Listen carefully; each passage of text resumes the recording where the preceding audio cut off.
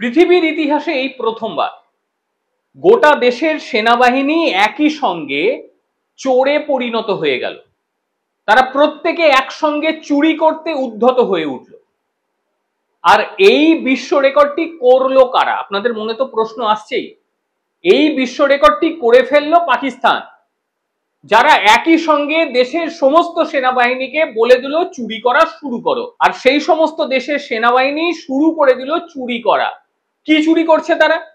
তারা চুরি করছে পেট্রোল, ডিজেল, তেল, এইগুলি তারা চুরি করা শুরু করেছে। কোথায় চুরি করছে? সাধারণ মানুষের ঘর থেকে, সাধারণ মানুষের গাড়ি থেকে, সাধারণ মানুষের বাড়ি থেকে। একেবারে যেটা শুনছেন সেইটাই বাস্তব। আন্তর্জাতিক মিডিয়া এটা নিয়ে বড় বড় করে খবর করছে। পাকিস্তানে বর্তমান সময়, আজকে যখন আমি ভিডিও করছি সেই সময় পেট্রোল 252.67 লিটার এরকম হবে, আর ডিজেল 256.64 লিটার এইরকম হবে।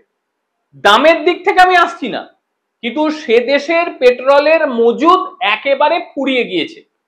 যেমনটি এর আগে বলেছিলাম আমি যে 7 দিনের জন্য মজুদ রয়েছে সেখানে পেট্রোল বা ডিজেল, এরপরে তারা আর পেট্রোল বা ডিজেল কোনোটাই পাবে না।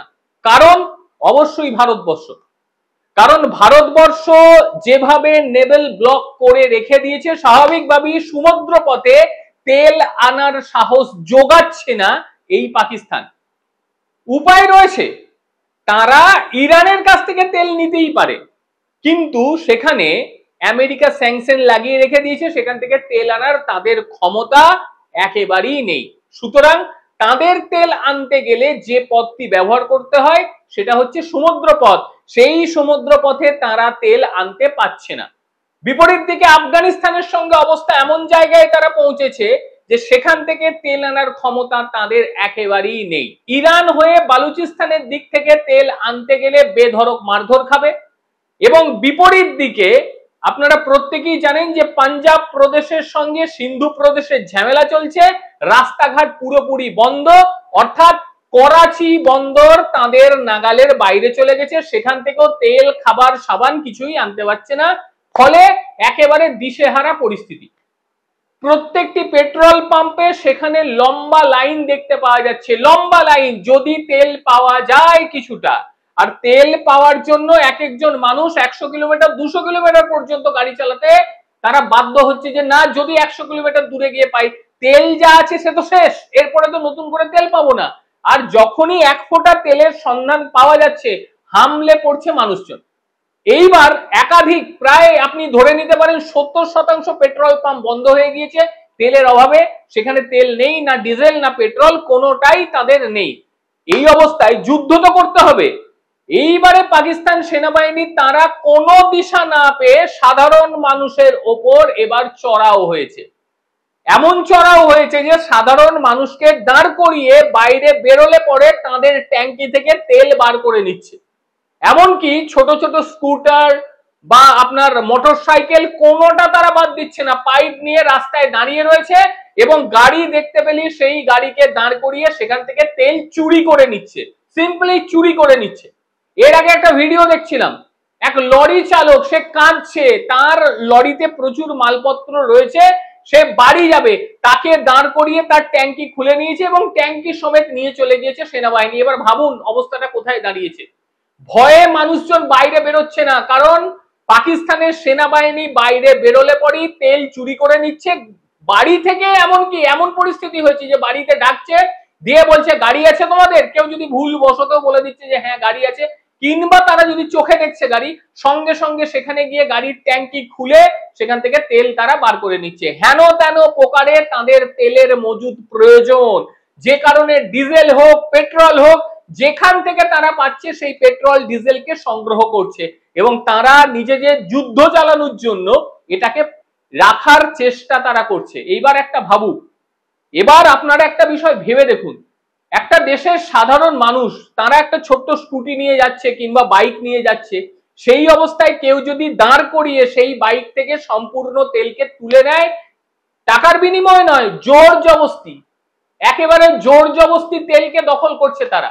এই তেলটা যে শুধু ডিজেল এবং পেট্রোলের মধ্যে সীমাবদ্ধ রয়েছে তা নয়, অন্যান্য তেল মানে ভোজ্য তেলের অবস্থাও সেখানে খারাপ, বিভিন্ন জায়গা থেকে সেখানেও ভোজ্য তেল চুরি হচ্ছে।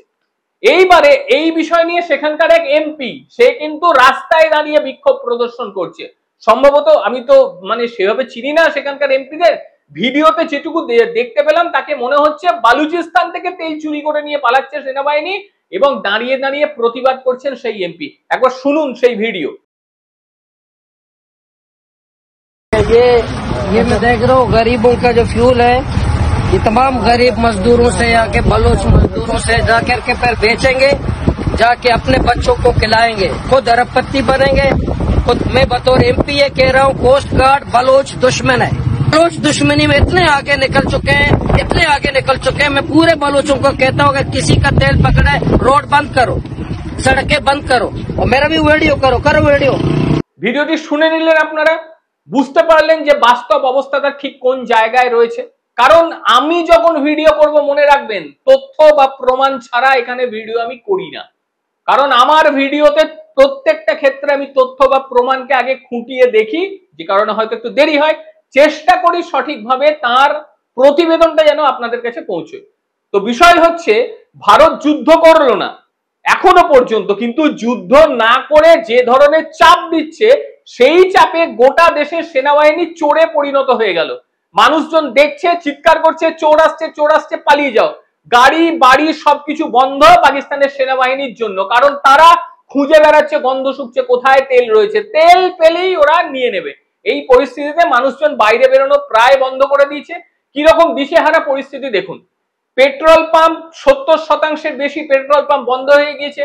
যেসব পেট্রোল পাম্পগুলি রয়েছে সেখানে লম্বা লাইন, কিন্তু সেনাবাহিনী যদি জানতে পারছে সঙ্গে সঙ্গে সেই পেট্রোল পাম্পে গিয়ে যত তেল রয়েছে সমস্ত তেল তারা তুলে নিয়ে সেখান থেকে চলে যাচ্ছে।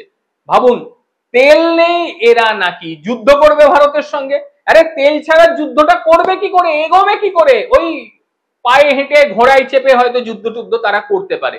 তবে ভারত যা শুরু করে দিয়েছে, আমার মনে হয় পৃথিবীর ইতিহাসে এটা ভারত দেখালো যে যুদ্ধতে সেইভাবে অংশগ্রহণ না করে মানুষকে না মেরে কিভাবে দেশটাকে শেষ করে দেয়া যায়, দেশের অর্থনীতিকে একেবারে শেষ করে দেয়া যায়। পাকিস্তানের সেনা প্রধান সেখান থেকে পালিয়ে গিয়েছে, তাকে দেখতে পাওয়া যাচ্ছে না। প্রধানমন্ত্রী হাসপাতালে ভর্তি রয়েছে। একাধিক নেতৃত্ব তারা নিজেদের ফ্যামিলি নিয়ে সেখান থেকে পালিয়ে যাচ্ছে। মানে চুলোয় যাক পাকিস্তান, পাকিস্তানকে নিয়ে তাদের কোনো রকম চিন্তা ভাবনা নেই।